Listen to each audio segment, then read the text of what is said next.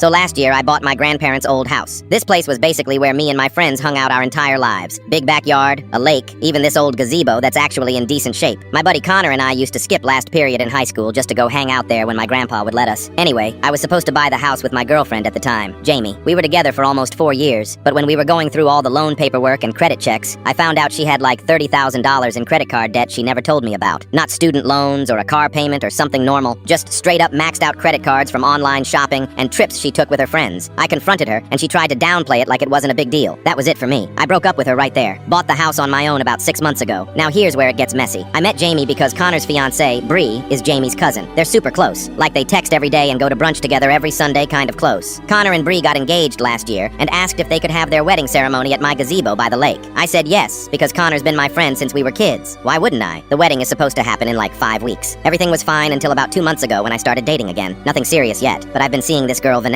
She's cool. We met at a coffee shop and have been on maybe 6 or 7 dates. Jamie found out through Bree, obviously, and she completely lost it. She started texting me saying we're supposed to be together and that I'm making a huge mistake. She showed up at my house once unannounced to talk things through. I told her to leave and that we were done. She cried in my driveway for 20 minutes before finally driving off. It was awful. Last week, Connor and Bree came over to go over some last-minute wedding stuff, seating chart, where the DJ should set up, that kind of thing. We were sitting in my kitchen and Bree just casually says, "So, we're thinking it's probably best if you don't bring a +1 to the wedding." I looked at her like she had 3 heads. I asked why, and she said, "Well, Jamie's going to be there and it would just be really uncomfortable for her if you brought someone." I laughed because I thought she was joking. She wasn't. Connor jumped in and said they just want to keep the peace and make sure everyone has a good time. I told them that was the dumbest thing I'd ever heard. This wedding is happening at my house, on my property, using my land and my gazebo, and I'm not allowed to bring a date because my ex-girlfriend who hid massive debt from me might feel uncomfortable. I said if that's how it's going to be, then they need to find somewhere else to get married. Bree got all worked up and said I was being unreasonable. She said Jamie is family and that I should understand how hard this is for her. I told Bree that Jamie lied to me for years and that I don't owe her anything. Connor tried to play mediator and suggested maybe I could just come alone this one time to make things easier. I said no. If they want to use my house, I get to bring whoever I want. It's not like I'm bringing Vanessa to start drama. I just don't want to sit at a wedding alone at my own house while my ex stares at me from across the yard. Connor said I was being selfish and that a good friend would just suck it up for one day. I told him a good friend wouldn't ask me to be uncomfortable at my own home. Bree started crying and said I was ruining their wedding. I said they were the ones making it weird by putting Jamie's feelings above mine when I'm literally letting them use my property for free. They left pretty angry. Since then, Connor has texted me a few times saying they can't find another venue this late and that everything is already set up around my backyard. The invitations have the address on them. They already paid the caterer who was going to set up near my patio. Their photographer did a whole site visit and planned shots around the lake. I told him that's not my problem. They created this situation by making a ridiculous request. Bree's mom even called me last week and said I was being petty and immature. She said weddings are about compromise and that I should be supportive of their big day. I told her I was being supportive until they decided my ex-girlfriend's feelings mattered more than mine at my own house. She hung up on me.